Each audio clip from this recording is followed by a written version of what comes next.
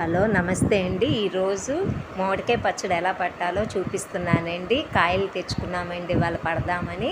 గల్లుప్పు ముందు 30 డబ్బా చొప్పున మిక్సీ కొట్టుకోవాలండి.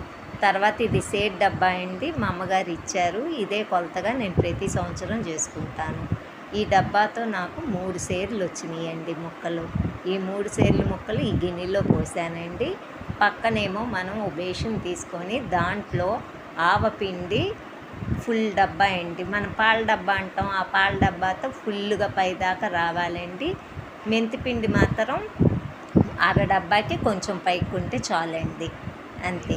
కారం మాత్రం ఈ డబ్బాతో 30 డబ్బా, ఇది 30 డబ్బా చొప్పున 3 సార్లు వేసుకోవాలండి. అంటే నేను 3 సేర్లు కదండి ముక్కలు, 3 డబ్బాలు, 3 ముప్పావులు కారం వచ్చి. ఇప్పుడు ఈ ముక్కలోనేమో ముందు నూనె పోసుకోవాలండి. నూనె పోసుకో